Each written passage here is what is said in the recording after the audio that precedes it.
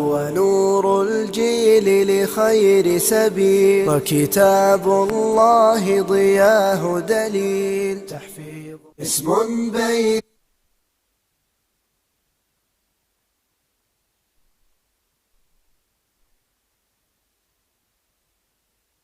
الأسماء مرموق يعطاه صدى ينمو ويفوق مع القرآن ترى العنوان مجمع حلقات الفاروق اسم بين الأسماء مرموق. الحمد لله رب العالمين ثم الصلاة والسلام على نبينا محمد وعلى آله وأصحابه ومن تبعهم بإحسان إلى يوم الدين ثم أما بعد.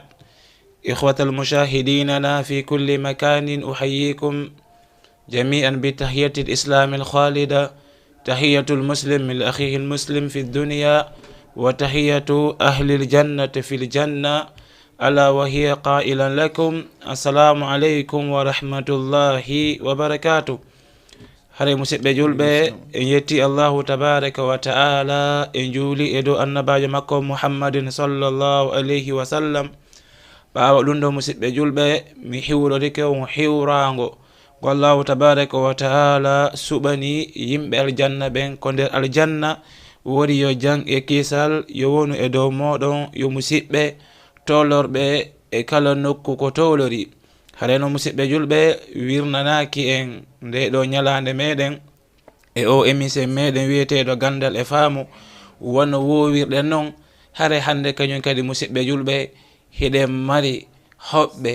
ɓeyɗen andi émission on ko woni e gollande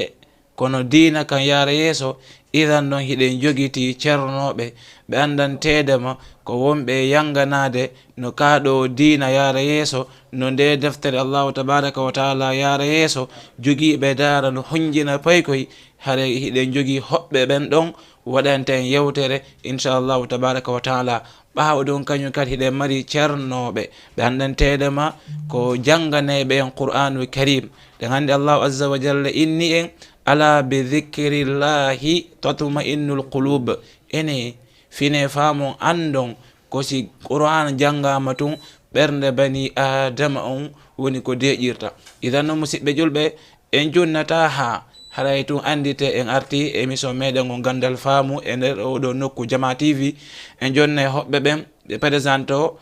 ɓe haalnen ko kamɓe woni homɓe e inde maɓɓe inchallah. nam cheikh. aray alhamdulillahi rabbil alamin wassalatu wassalamu ala rasulillah wa ala alihi wa ashabihi wa man tabi'ahum bi ihsanin ila yawmiddin, amma ba'd. fassalamu aleykum wa rahmatullahi wa barakatuh. Waleykum salam. haray mi hiwrike mo kala e inde mum e yettore mum. haray inde nden ko Mouhammad Diallo,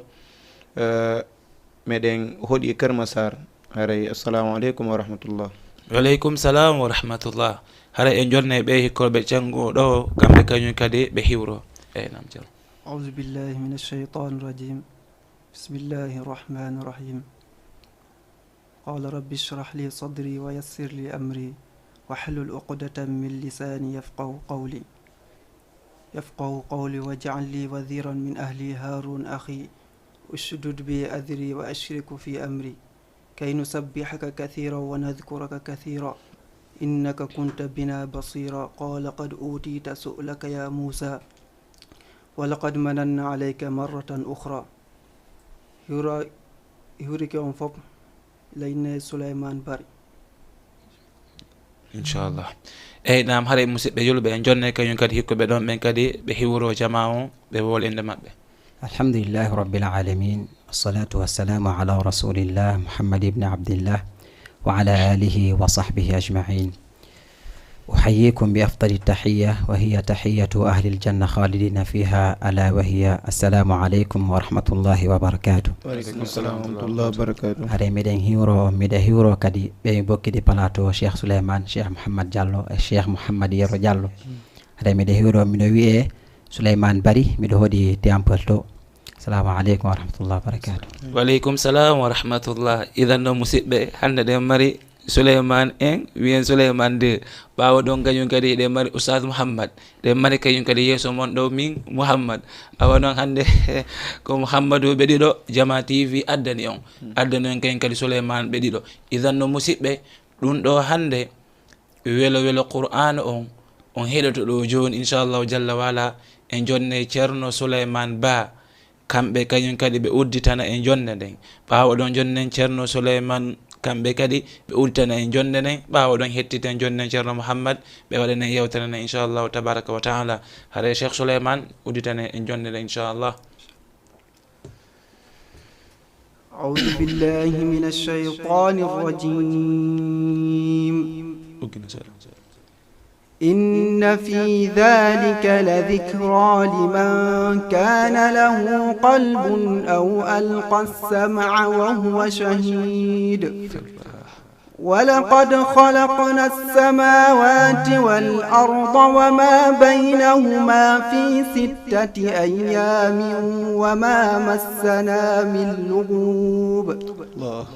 فاصبر على ما يقولون وسبح بحمد ربك قبل طلوع الشمس وقبل الغروب الله ومن الليل فسبحه وأدبار السجود واستمع يوم ينادي المناد من مكان قريب يوم يسمعون الصيحة بالحق ذلك يوم الخروج إنا نحن نحيي ونميت وإلينا المصير يوم تشقق الأرض عنهم سراعا ذلك حشر علينا يسير نحن أعلم بما يقولون وما أنت عليهم بجبار فذكر بالقرآن من يخاف وعيد صدق الله العظيم. الله musidɓe haare ɓe fuɗanike en husari on wallah idan noon hiɗen andi ko dow leydi ɗo e sakkitiɓe ɓen ala ko karama ko ɓen fottani wawɗo janngude qur'anu karim ha hewtiɓe ceernoɓe wiyeteɓe Mahmoudou Khalilul Husari haɗa wallahi musidɓe heɗe ko ɗum waɗi jogite télé mon on Jama TV ndaron ko Jama TV woni on addande yontere ɓe immorde welo oɗo qur'anu karim wallah haɗa Cheikh Souleymane kamɓe kadi ɓe memanayi on joni ko hedditi kon nam Cheikh haɗa noon kañum kadi ɓe janggay kono si ɓeydo ganti kadi ɓe hettite kadi inchallah ɓe ara joni nam Cheikh. أعوذ بالله من الشيطان الرجيم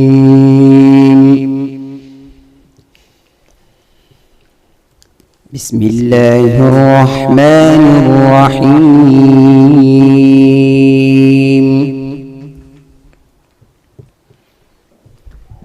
ومن يسلم وجهه إلى الله وهو محسن فقد استمسك بالعروة الوثقى وإلى الله عاقبة الأمور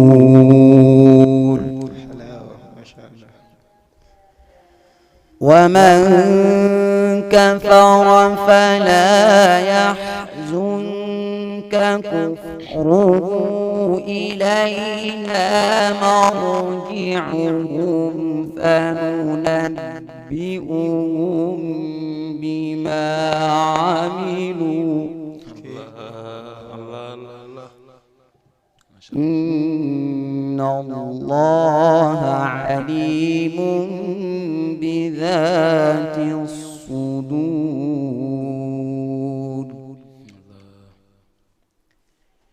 نمتعهم قليلا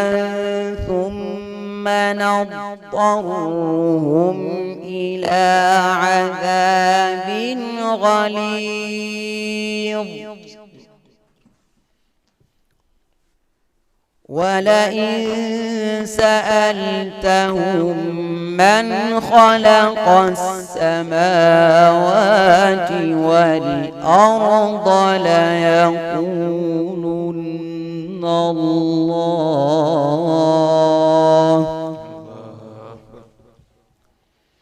قل الحمد لله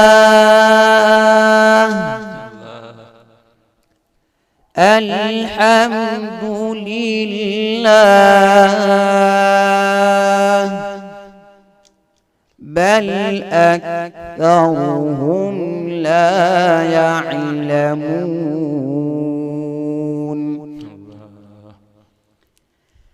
لله ما في السماوات والأرض إن الله هو الغني الحميد ولو أن ما في الأرض من شجرة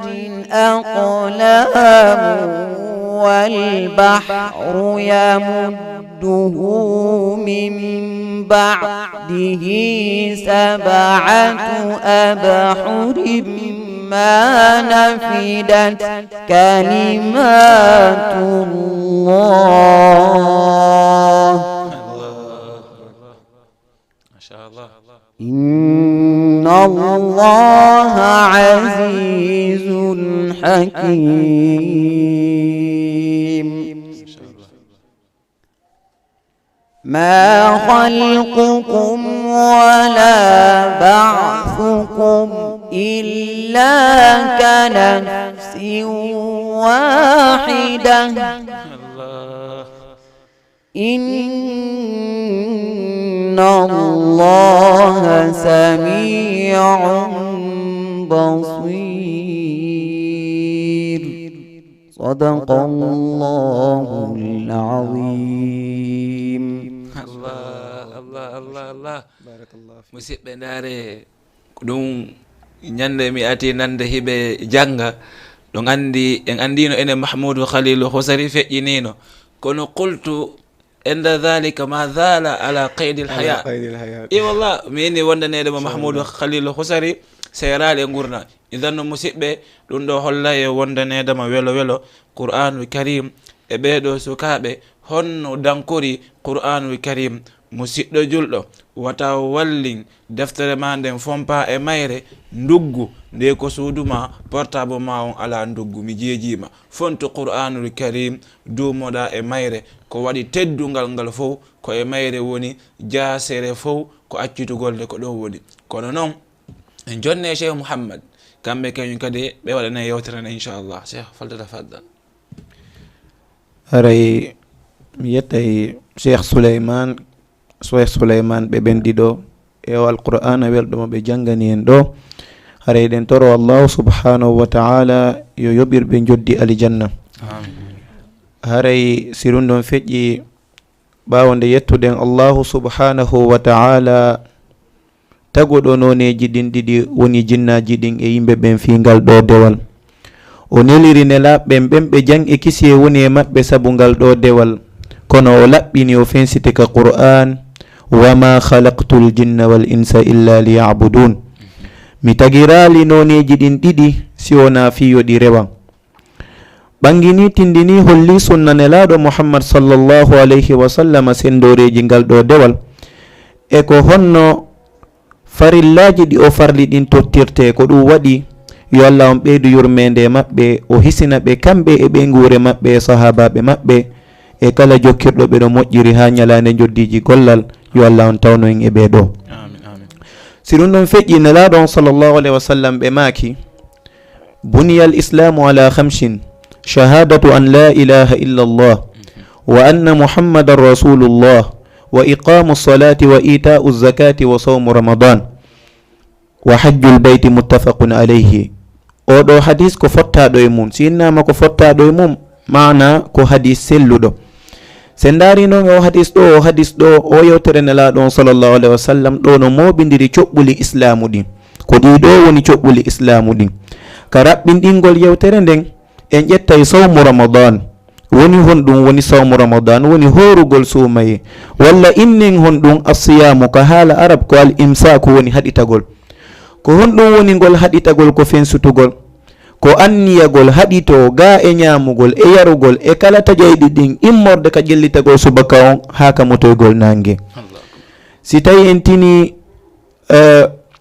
imam Bukhari e Abu Dawud ɓe filli nokku ka yewtere nelaɗon sallllahu alayhi wa sallam ka ɓe maaki الصيام جنة فإذا كان أحدكم صائما فلا يرفث ولا يجهل فإن امرؤ قاتله أو شاتمه فليقل إني صائم مرتين والذي نفس محمد بيده لخلوف فم الصائم أطيب عند الله من ريح المسك في هندو يترك طعامه وشرابه وشهوته من أجل الصيام لي وأنا أجزي به والحسنة بعشرة أمثالها. ɓeɗo ceernoɓe ɓe filli wondema nelaɗon sallllahu alih wa sallam ɓe maaki korka ko heedo. ko ɗum woni heedo koko haɗata ko heedo haɗaygo julɗo on ga e bakkatuji ɗin. ɓay fi hon ɗum si tawi goɗɗo hoori o ñamata o yarata o wolata konngol kanugol o sonkata hay so ɗaɓɓirama waɗugol guere maɗum o yennama yo innu miɗo hoori laabi ɗiɗi. ko fi hon ɗum nelaɗon sallllah alih wa sallam inni o julɗo waɗirta ɗum ɗo ko ɓay horuɗo no ɗaɓɓira renugol korka makko kan, o eto ha o cuɗora jikkuji towuɗi mantaɗi ɗin, o eto ha o tettora dinde ɗaɓɓaɗe e korka kan. so waɗi ɗum ɗo hawnaki o yewtane bakkatuji ɗin. ɓaynelaɗon sallah sallam ɓe maaki man qama ramadana imanan wa ihtisaban gufira lahu ma taqaddama min dambihi wa ma ta'akhkhar. ɓe maaki man qama alqiyamu ma alqudra, kala immiɗo taw ko hattanɗo horugol o suumaye o hoora o suumaye o wakkilo e dewe ɗen immorde e ñammingol, immorde e huntingol, immorde e jangugol alqur'an, oɗo hawnaki allahu subhanahu wa ta'ala yawtanamo bakkatuji ɗi o ardini e ɗi o sakkintini. no jeeya e noon e ɓural fi lerɗingol ka wakkilagol fi ndu lewru, si yeehi ha an julɗo on a ronki ma a ami andu to ɗiɗi umma jantanade ɗo. ɓay saabu honɗum nelaɗon sallllahu alayhi wa sallam ɓe filli e yewtere ɓe wi mi wondiri on mo wonki muhammad woni e jungo mum, bargol hunduko horaynoɗo ñande dargal ɓurata welde ɓurata urude edi on hendu parfum mo ɓe innata misk. allahu subhanahu wa taala o hattata e ɗum ɗon o inna jiyaɗo makko on he kan a acciti ñandu ma ndun, a acciti jaram maɗan, a acciti tuyo ma gon sabi allah ka korka ɗo komin jeyka komin farlika komin yoɓata ka hande joddiji sappo mi fawindirante. piiji ɗiɗi kadi no tefana jiyaɗon ñande dargal seede ɗum ɗon nelaɗon sallllahu alih w sallam ɓe maaki e hadis ɓe wi alsiyamu walqur'anu yashfa'ani lil abdi yawma alqiyama. ɓe maaki korka kan e alqur'ana on no tefana jiyaɗon ñande dargal, ko ɗiɗo ɗiɗi tefanta jiyaɗon ñande dargal. ɓe wi korka kan inna e joomi o jiyaɗo maɗo oɗo mi hannomo ñamugol, mi hannomo wolugol konngol kanugol, oɗo hande mi torike ma ya okkam mi tefanamo alqur'ana on inno oɗo jiyaɗo ma oɗo o hirayno jemma o janga alqur'an, oɗo o jannayno alqur'an, oɗo o wallayno jondeji alqur'an. alqur'ana on inna oɗo joomi okkan hande mi tefanamo. ko ɗum waɗi nelaɗon sallallah alih w sallam ɓe maaki ɓeyni ɗiɗo piiji ɗiɗi no tefana jiyaɗon. ko ɗum waɗi sa yeehi ha a ami e jangugol alqur'an walla yeehi ha a fuɗɗike ronkude e korka kan andu to ɗiɗi mo wonma jantanade ɗo. ɓay sahabajo goto arno e nelaɗon sallllahu alayhi wa sallam o wiyanimo ya rasulallah, o ini ko ayi o nelaɗo allah on miɗo hiɗi ya yamiran gollal nadoye ngallan alijanna. nelaɗon sallallah alih w sallam ɓe makinimo alayka bisawmi fa innahu la idla lahu. ɓe maaki mi yamirima korka ala ko waywa korka. on sahabajo yiltiti ɗimmum o ari nelaɗon sallallah alih w sallam o ini ya rasulallah, ko ayi o nelaɗo allah on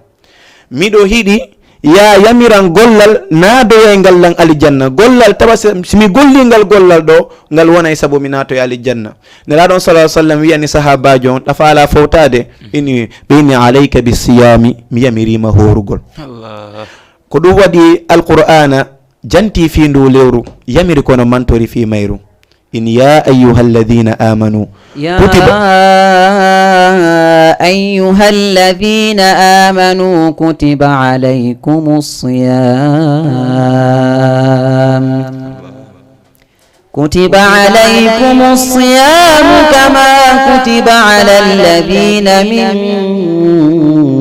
قبلكم لعلكم تتقون. نني يوتر الله سبحانه وتعالى جنتي آية الدودو وهيكو أنو يوسف ترابي غندنال mi farli e moɗon korka mi farli e moɗon lewru suumaye mi farli e moɗon du lewru suumaye wonono mi forlirno e ɗen dente yawtunoɗe attinoɗon yamajo hiɗon rento hiɗon hula Allah jomi dali kadi shahru ramadan alladhi unzila fihi alquran شهر رمضان الذي أنزل فيه القرآن هدى للناس وبينات من الهدى والفرقان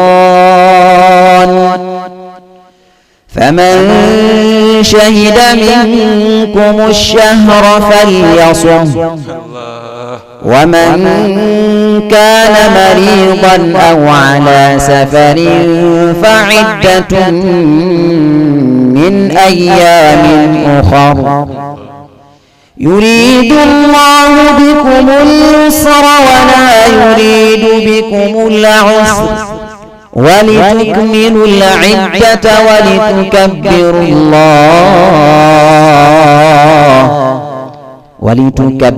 الله على ما هداكم ولعلكم تشكرون.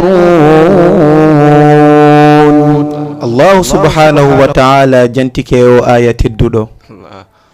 wondema nduleru ndu wonɗen ɗo ko e nduleru deftere ɓurde teddude defte asamaniyankoje nden cippi woni honɗum woni nde deftere alquran ko ɗum waɗi ndulewru ɗo ko lewru alquran kono ko lewru ɓeydugol dewal ko ɗum waɗi minni fonto juuɗe konta nduɗo ko hewtundu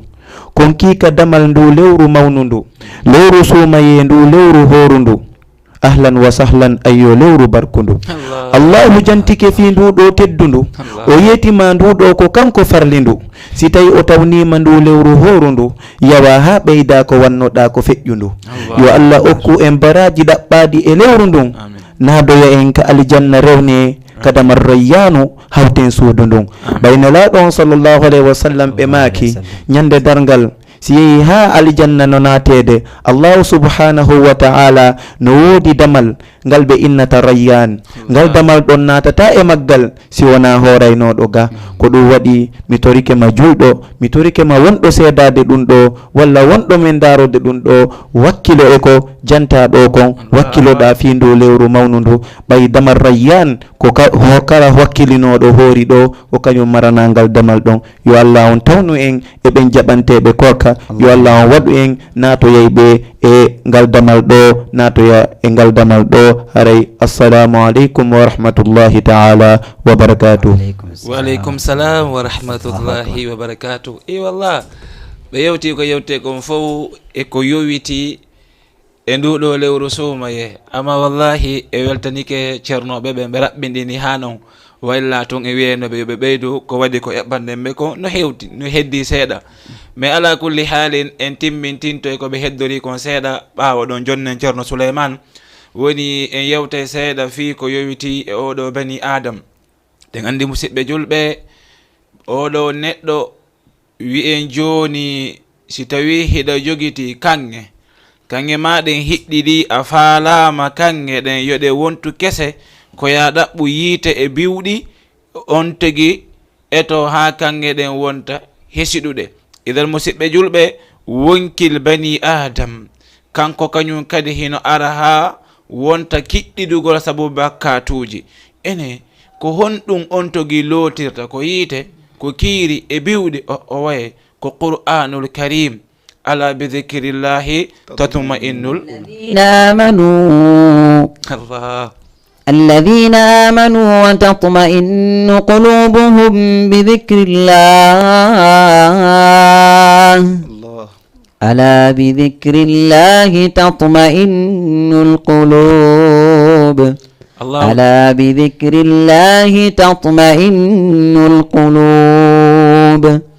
الله تبارك وتعالى إني no ɓe ɓandantede mo ɓe gonɗini allahu tabaraka wa taala allahu inni fine faamo andon ko heɗagol janga oɗo qur'anul karim tun woni ko ɓerɗe ɗen deƴata, ko accitugol ɗurno e oɗo qur'anul karim tun woni ko ɓerɗe ɗen deƴata. waman arada an dhikri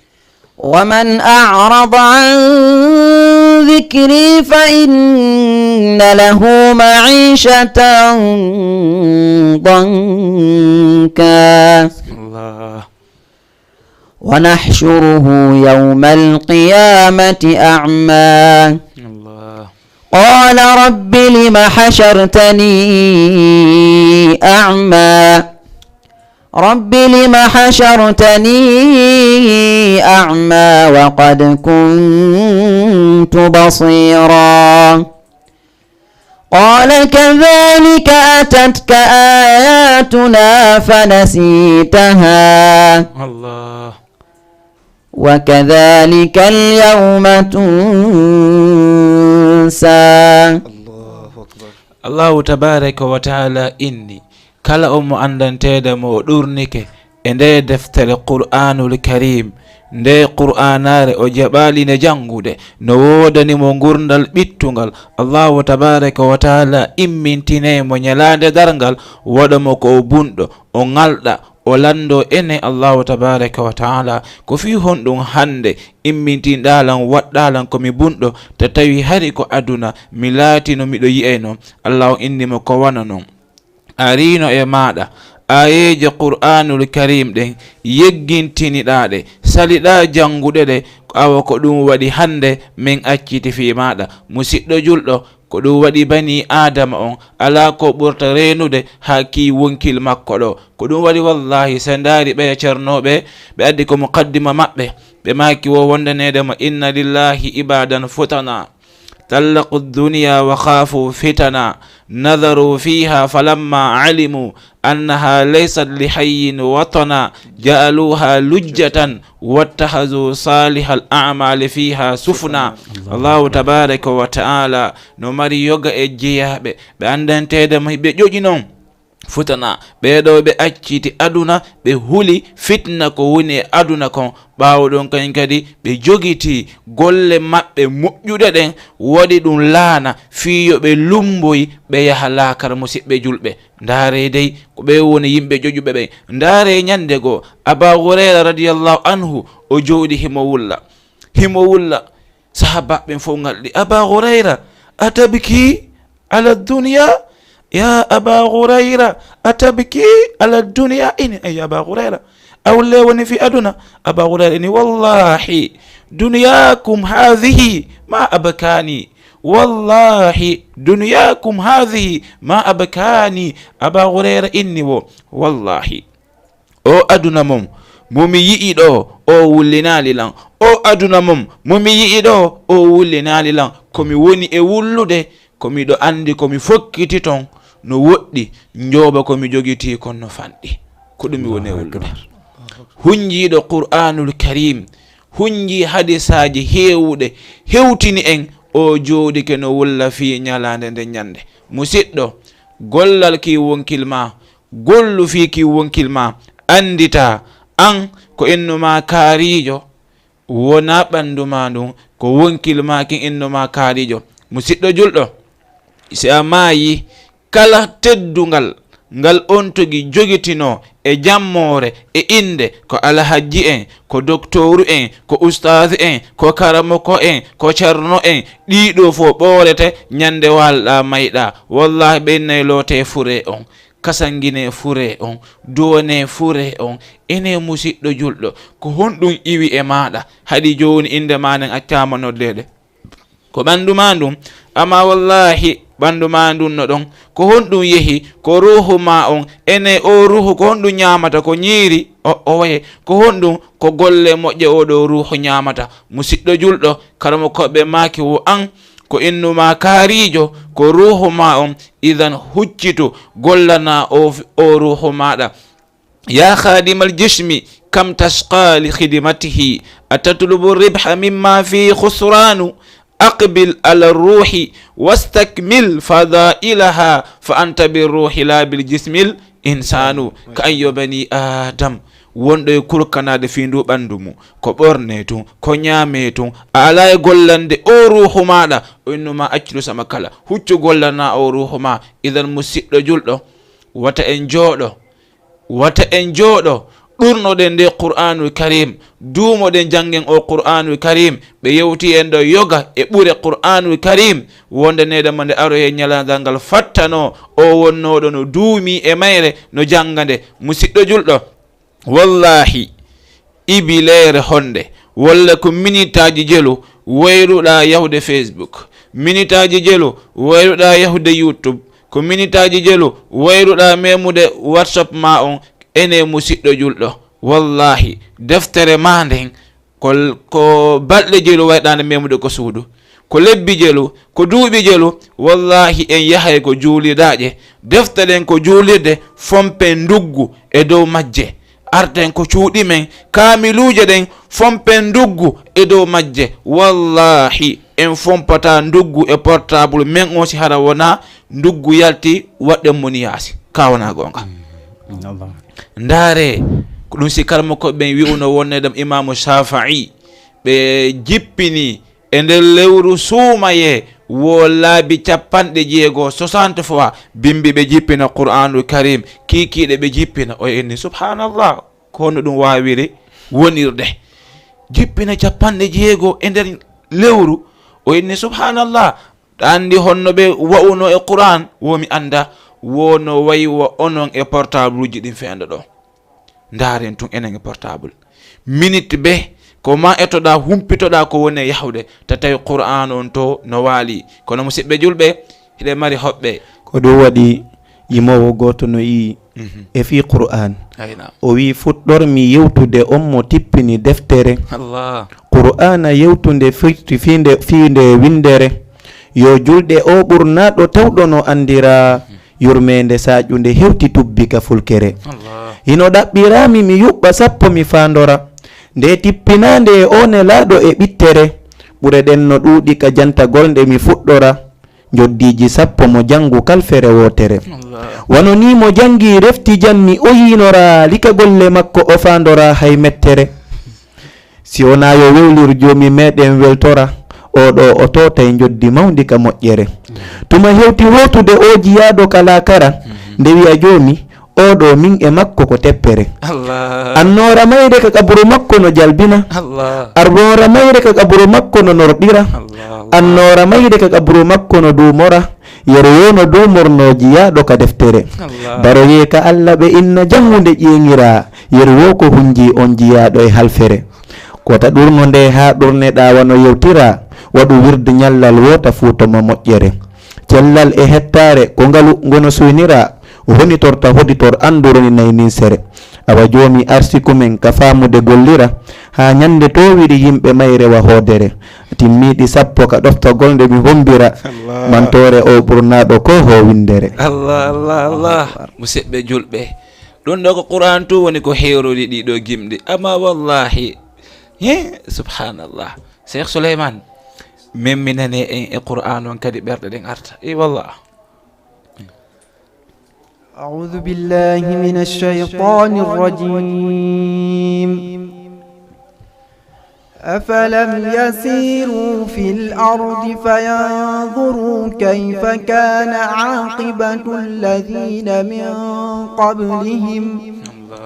دمر الله عليهم وللكافرين أمثالها ذلك بأن الله مولى الذين آمنوا وأن الكافرين لا مولى لهم. إن الله يدخل الذين آمنوا وعملوا الصالحات جنات تجري من تحتها الأنهار والذين كفروا يتمتعون ويأكلون كما تأكل الأنعام والنار مثوى لهم. وكأي من قرية هي أشد قوة من قريتك التي أخرجتك أهلكناهم فلا ناصر لهم. أفمن كان على بينة من ربه كما زين له سوء عمله واتبعوا أهواءهم مثل الجنة التي وعد المتقون فيها أنهار من ماء غير آسن وأنهار من لبن لم يتغير طعمه وأنهار من خمر لذة للشاربين وأنهار من عسل مصفى ولهم فيها من كل الثمرات ومغفرة من ربهم كمن هو خالد في النار وسقوا ماء حميما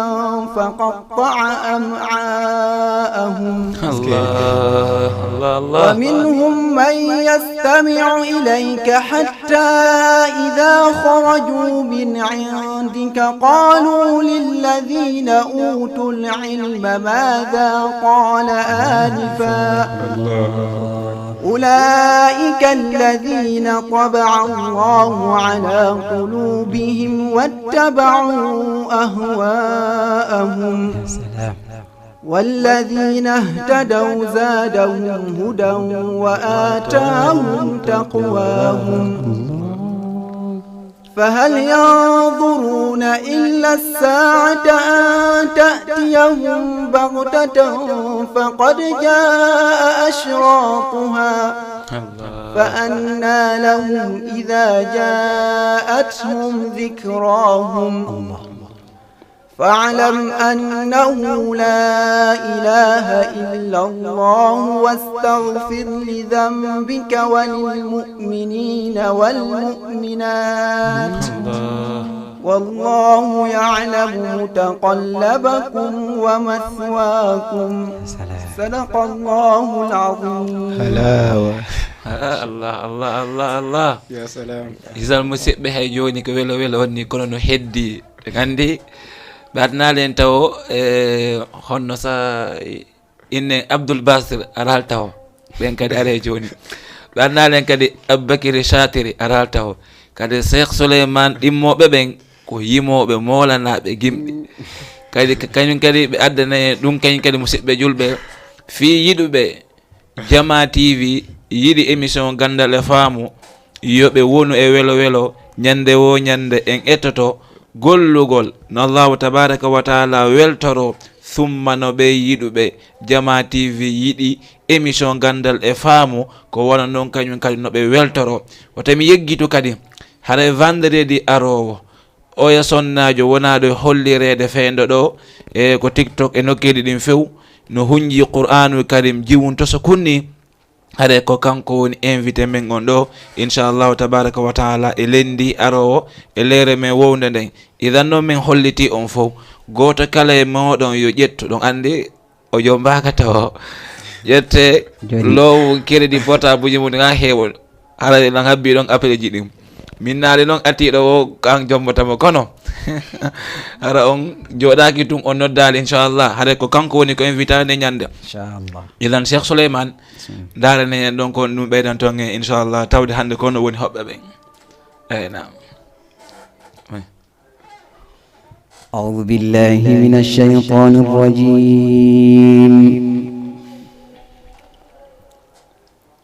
وربك الغني ذو الرحمة إن يشأ يذهبكم ويستخلف من بعدكم ما يشاء كما أنشأكم من ذرية قوم آخرين إنما توعدون لآت وما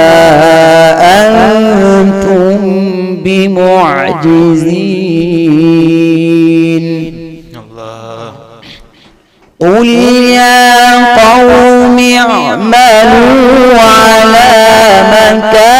مكانتكم إني عامل فسوف تعلمون من تكون له عاقبة الدار الله إنه لا يفلح الظالمون الله أكبر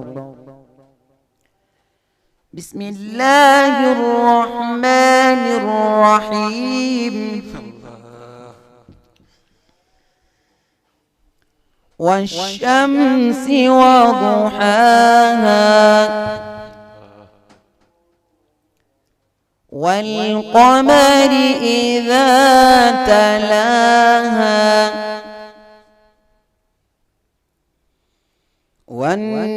والنهار إذا جلاها والليل إذا يغشاها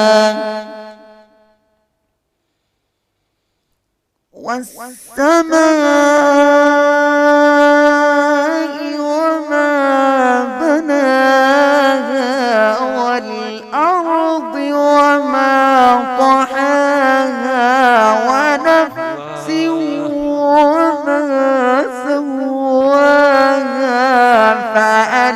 فألهمها فجورها وتقواها الله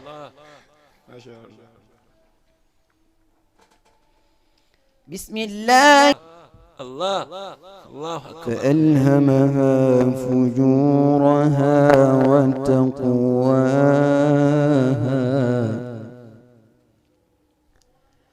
قد أفلح من زكاها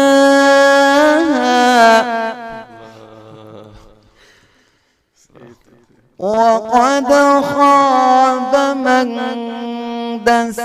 دساها كذبت ثمود بطغواها إذ انبعث أشقاها فقال لهم رسول الله ناقة الله وسقياها فكذبوه فعقروها فدمدم عليهم ربهم بذنبهم فسواها ولا يخاف عقباها صدق الله العظيم الله ما شاء الله بارك الله فيك سبحان الله hana he joni ngacci taalibe e ngartay ɓe memane abbakiri chatiri si tawi no newi ɓawa ɗon kañum kadi ɓe addane e gimɗi koɓe yuɓɓata ko e nam haray kono ine wondi ɗo e joni Cheikh Mouhammad en andi ɓe arino ɗo ɓe yuɓɓanen kamɓe kañum kadi gimɗi heewɗi idan Cheikh Mouhammad hikka kadi iɗo mari yuɓɓaɗi hikka ɗi noon ndi gasata eyi nam awa adda neyame noon seeɗa inchallah eɗi yuɓɓa ɗon ni hikka eyi ɗo e mi naɓutaw ɗo ɓeyduɗo gimol mi weltanto Cheikh Souleymane ɓay ko ɗum waɗi ɓene takkon qur'ana no ɓurtina ɓernde julɗo no hentina tentini sino yaadi nano e faamu no deeƴina sa nga ayaji irbita pooɗa tawi ñawoje no sellina ko ɗum waɗi sini yeddodiral tiidina yeƴƴito wiƴƴitoɗa ka ayeje rahmanu ko honno ñawira ɓayri ma farratna fil kitabi min shay ɗo e neddare ɗo gimol ngol mo ɗal ɗo taw gimol fi nene jaar mini waɗi Allah no ñaawi ka deftere wo nene e baba a teddinay sendore ka nene a ɓurdinayi sabu jannatu wontiri sengoley ndeɗa mantora nene min mi jalay simi mantori nenam min mi ɓuray lebbi jeenay e reedu nabalɗe nayi hara lootay bambay muyninayi ŋoyŋeyji ka jemma o ñamminayi simi nawni mi wulli a hiranay simi dinŋi mi dinŋi a bunginay siko baba si dinŋi seytinayi ara teta ka yaadu ha yara doy hara baba no rewto ka bentewoy hiɗa faggo fallita fo e doy deno ɓiɓɓe no barka horma waɗay deno rewɓe no hiiroyani ɓoya hiɗa waadina ko hiɗa modima hiɗa ɓanniɗa fiino defte ma wata lando si allah o barkinay deno rewɓe no hiira no fillito hiɓe merina hersina wirtora hiɗa ɓanniɗa lando dina ma ya seyda ha jara allah yoɓay jaka debbo si feewi o fewnoray kala debbo si ɓoylike ɓoyloray ndeɗa fewna ka galle a ardinayi sonnajo mo jikkuƴo jembinay ko torotomi yo joomi si niɓɓiti miɗo andi si ani a antinayi mi jooji jiyaɗo a faamoray mono laɓɓini torima a jaabinay ko torotomi yo joomi yo yanñanam hami wawa mi fawto yumma an si ɗum feƴƴi mi hajjina jara an ka juulirde ne laaɗoɓe juuloye kala hoynuɗo siiɓi nene mum kala holnuɗo siiɓi a ngalɗoyay saahaji nde yoɓete gollewoy wota yawito ɗum tun tongoyey hey fayɓe no ɗaɓɓita ko dimum hiɓe mayina merina teddungal sabu angal andude dina mum mono jangi o ferti o teddinayi waɗi allah no ñaawi ka deftere wo nene e baba a teddinayi sendore ka nene a ɓurdinayi sabu jannatu wontiri sengole idan en yii ɗin ɗo gimɗi ko yuɓɓiraɗi fii nene jara i wallah ko waɗi en alawa nene meɗen ko dow leydi fof goto kala no yeggita fi maɗa no accita fi maɗa no terto fi maɗa ha heddo nene ma jara ɓe woni hakkunde gurnal e mayde sabu maɗa nene ma jara añi ñamete ɓurɗo welde sabu maɗa nene ma jara añi bargol ɓurgol urude sabu maɗa nene ma musama sabu maɗa nene ma musama ñalorma sabu maɗa ɓe musa jemma sabu maɗa nene ma rondike ma hiɓe rondi nene ma rondike ma hiɓe waali nene ma wuppugol hiɓe rondima nene ma weelama fi an yaharu nene ma hiiri fi yaɗano wallahi ko dow leydi ɗo hiɗa wawa heɓde fof ko lontoma kono a wawata heɓude ko lonto nene ma i wallah ko dow leydi ɗo a wawata heɓude musidɗo ko lonto nene ma i wallah idan noon ɗum ɗo ko welo yen jooɗodu hande e ɓe ceernoɓe ɓanɗantedema nafoore maɓɓe landata si ɓe memmini ɗo en tawa sitta ɗa kadi si ɓe memminiɗa wiyen kadi ko ɗa ɓuuri idan noon ko ɗum woni welo jooɗodugol e jomiraɓe gandal ngal ɓe gandi annabajo alayhi salatu wassalam ɓe makayno wondanedema misal jooɗodugol e neɗɗo moƴƴo e neɗɗo bonɗo no waywa misal yeeyowo parfum e o ko wonɗo e lappuɗe honno yeggitino ɗum hayte e polal ala kulli haali on ɗo nene nafikul kiir ɓay ɗon andi haala kam na ha ton e polal ngal mais ala kulli musidɓe misal ɓeɗo ɗiɗo no serti ko waɗi noon si a wondi e yeeyowo parfum o oɗo so okkorali mo o yeeyete uura ko uuri ma ɗum wonda e oɗo ko luuɓi uuratama kono noon si a wondi e baylojo on e baylojo on si a wondi e oɗo la shakka fettere yitere iwayto yiite ara sunnama concirim ma ɗum lakkela ma ɗum kanko ko lakka ko tampina ma luuri idal musidɗo ɗaɓɓu weldiɓe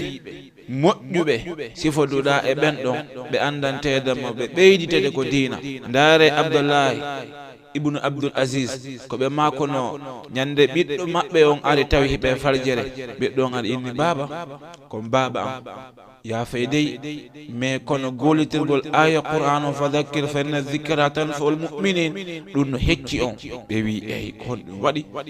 o inni baba on waɗi hunde kaari islam o jaɓa ɗum ɗon mawɗon inni subhanallah emba mi yetti allah on ko itti ko keeci an kono danda mi natugo yiite no holla mi lawol aljanna idan musidɓe welo joɗugol ɓe kala mo koɓe lannata hay joni en arta ɓay waktu meɗen wono heddi seeɗa en arta fahi jonne hoɓɓe ɓen ɗen andi hande ko hoɓɓe ko kamɓe duwa hendegol fof ko ɗum waɗi mi haalannoɓe yoɓe heɓilo hande moƴƴa ɗon andi on togui no wowi arde yewta ɗo mais hande fayda ko kamɓe woni ko yewta fof inchallah haɗa Cheikh Souleymane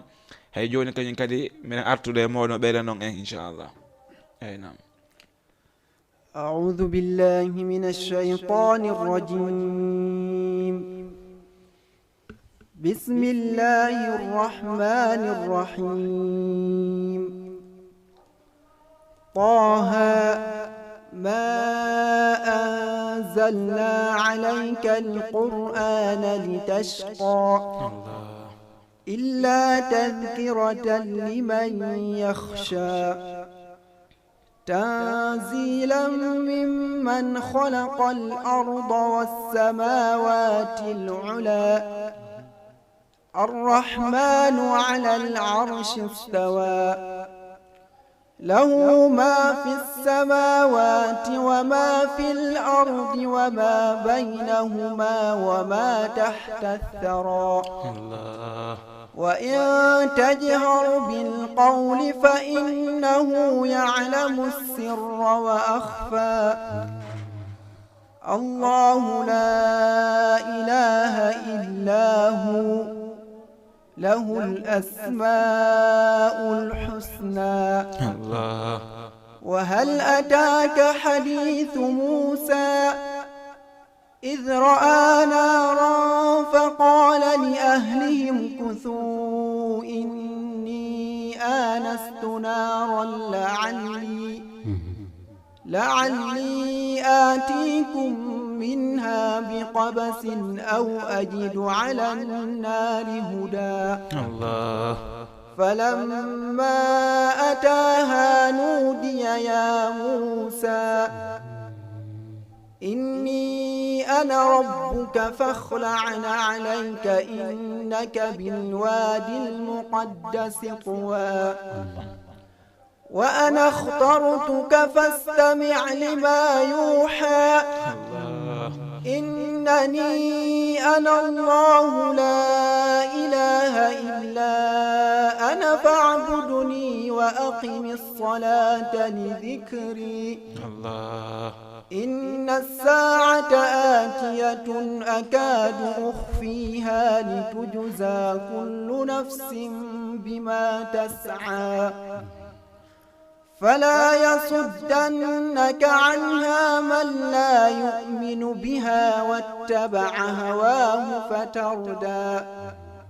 وما تلك بيمينك يا موسى قال هي عصاي أتوكأ عليها وأهش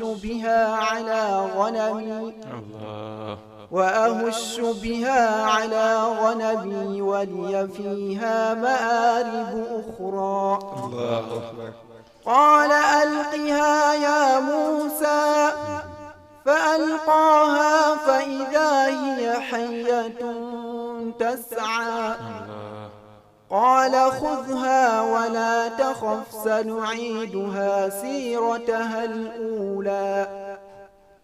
واضمم يدك إلى جناحك تخرج بيضاء من غير سوء آية أخرى لنريك من آياتنا الكبرى اذهب إلى فرعون إنه طغى قال رب اشرح لي صدري ويسر لي أمري واحلل عقدة من لساني يفقه قولي واجعل لي وزيرا من أهلي هارون أخي أشدد به أزري وأشركه في أمري كي نسبحك كثيرا ونذكرك كثيرا إنك كنت بنا بصيرا قال قد أوتيت سؤلك يا موسى ولقد مننا عليك مرة أخرى صدق الله العظيم. ما شاء الله ما شاء الله. hay joni hiɗen e kañum kadi ceerno Souleymane kadi yoɓe dar ɗon ko ɓe hikkante hen inchallah. أعوذ بالله من الشيطان الرجيم. بسم الله الرحمن الرحيم. الحمد لله رب العالمين الرحمن الرحيم مالك يوم الدين. إياك نعبد وإياك نستعين. اهدنا الصراط المستقيم صراط الذين أنعمت عليهم غير المغضوب عليهم ولا الضالين.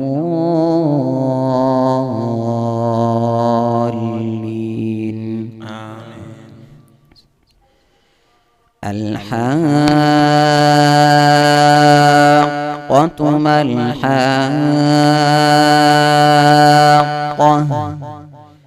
وما أدراك ما الحاقة. كذبت ثمود وعاد بالقارعة.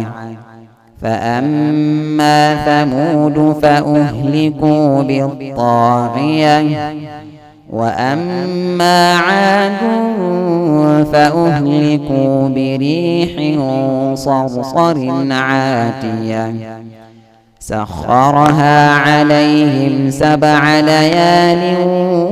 و8 أيام حسوما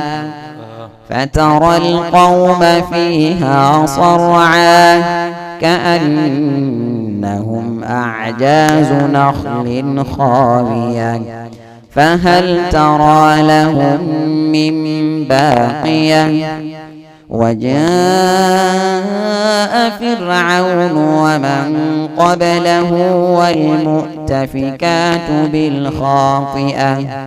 فعصوا رسول ربهم فأخذهم أخذة رابية. إنا لما طغى الماء حملناكم في الجارية لنجعلها لكم تذكرة وتعيها أذن واعية. فإذا نفخ في الصور نفخة واحدة وحملت الأرض والجبال فدكتا دكة واحدة فيومئذ وقعت الواقعة وانشقت السماء فهي يومئذ واهية والملك على أرجائها ويحمل عرش ربك فوقهم يومئذ 8 يومئذ تعرضون لا تخفى منكم خافية. فأما من أوتي كتابه بيمينه فيقول هاؤم اقرءوا كتابيه إني ظننت أني ملاق حسابيه فهو في عيشة راضية في جنة عالية قطوفها دانية كلوا واشربوا هنيئا بما أسلفتم في الأيام الخالية وأما من أوتي كتابه بشماله فيقول يا ليتني لم أوت كتابيه ولم أدر ما حسابيه يا ليتها كانت القاضية ما أغنى عني ماليه هلك عني سلطانيه خذوه فغلوه ثم الجحيم صلوه ثم في سلسلة ذرعها 70 ذراعا فاسلكوه إنه كان لا يؤمن بالله العظيم ولا يحض على طعام المسكين صدق الله العظيم. Allahu akbar. Musidɓe e yii welo welo Jama TV e gandal e faamu ko addane hande wallah ndaare ɓe fuɗɗoreni en taw Aboubacry Chatiri simi fayali ɓe memory Jabir mi simi fayali kankal ɓe natori honno de hiki kadi hombo kadi subhanallah e nde janggande wotere ɓe yittodira dande oɗo kono noon wama yaqiluha illal alimun andata ko wona wolede ɗo ko si wona anduɓe ɓe ngoy kadi idan noon sa anda ko dande honde aywana mareɗa humpa kono si tawi tun iɗa andi wonde janggo ɗo a taway ɓe changino oɗo ɓe natino e oɗo ɓe iwi oɗa ɓe ari oɗo e nde janggande raɓɓiɗu ɗum ɓe addani en karma ko ɓe nayo kono musidɓe waktu meɗen gon koko raɓɓiɗi hay joni noon en jontayi kay kadi ceerno Souleymane ɓe addana en gimɗi ɗin sakkitoren ɗum ɗon ndaren no on mbiren jonde nde inchallah aywana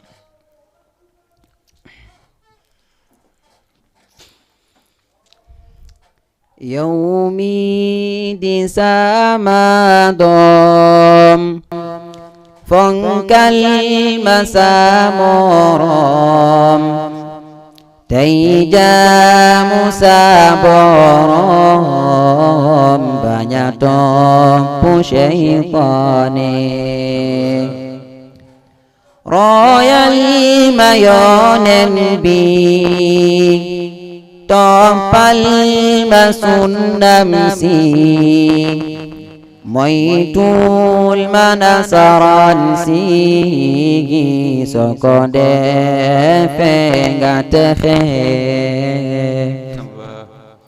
fonkal ma julli juróom mooy digle sa borom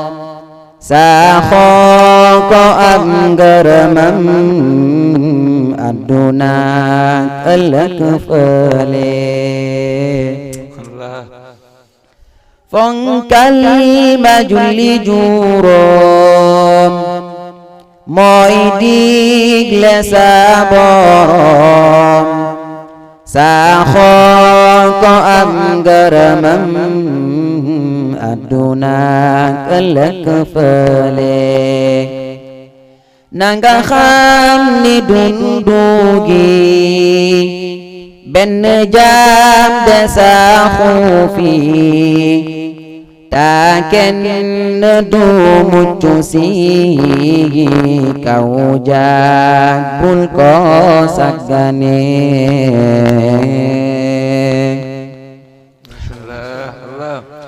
e puis noon ɓeɓe yiwɗo wona ɗum ɗon tunde hiɓe mari gimɗi hewɗi ɗannantedema hiɓe yuɓɓi wonu ni kono musidɓe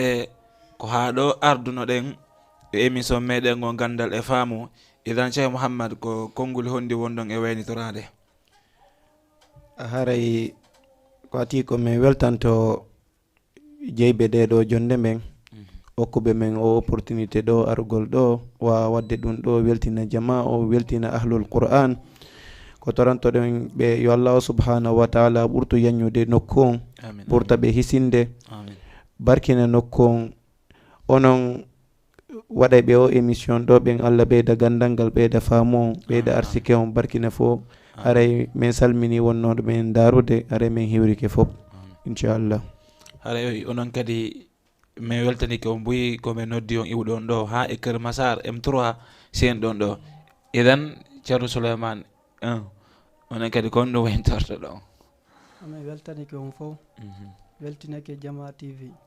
wolɓe men darde ɓen fof alhamdulillah. eyyo nam Cheikh Souleymane. Naam. eyyi nam joni ɗo jarama miɗen wawi to fayi Cheikh Mahamadou Waynike jan haade min iwtiri ɓawa maɓɓe ton nani eyyi inchallah haɗa tun minen kadi min weltanike on mbuyi wonɓe e darde émission gandal e faamu yiɗuɓe Jama TV kamɓe kañum kadi ɓe weltanike on mbuyi haray so tawi Allah hoddiroyi min nodditoye on immorde e balɗe areɗe. idan no musidɓe kala wo ko yiwɗon ɗo tawi no yaari lawol ande kono Allahu tabaraka wa taala hoddiri. kala wo ko yiwɗon e muɗum faljere ande bani adama timma haɗa ɗum ɗon no iwre amen iwra Allahu tabaraka wa taala woton yeggitu e lendi arowo hiɗen mari o yasonnajo hunjiɗo Qur'anul Karim kuma jiwun tosokun haɗa ko kanko woni invité meɗen on e nder ɗo inchallah mbayɗon okkitirdemo. eywa nam idan Cheikh Mouhamadou wo wota mennu jimu tosoko mais ɗon andi duuɓi ɗi mbay toba so ɗum ɗon ko raɗoragol so inni to sokkum raɗi keeray buy joni awa inchallah haray ko yeccur bajo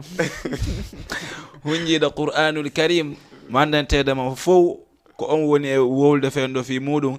idan noon en yii wakkilare Jama TV en yii wakkilare émission gandal e faamu en etike ha en humpodiri e maɓɓe fiyoɓe aruɓe hewtana en ɗo ɗum ɗon ko welo welo hunde noon waɗiraka ɗum ɗon si wona sabu mo yiɗuɓe Jama TV yiɗi émission gandal e faamu no daramo nokku kala ko jooɗo ɗon onon kadi ɗon weltana iɗon duwana ɓawa ɗon kañum kadi ɗen weltano joni nokku on ɗen tori nde Allahu tabaraka wa taala watta barke maɓɓe junnan mawɓe maɓɓe ɓen balɗe junnana en mawɓe meɗen ɓen en fof balɗe hara yaqulu ma tasma'u min adh-dhikri wal ayati wa sallallahu wa sallim ala nabina Muhammadin wa ala alihi wa sahbihi wa sallam. assalamu aleykum wa rahmatullahi wa barakatuh. اسم بين الأسماء مرموق يعطاه صدى ينمو ويفوق مع القرآن ترى العنوان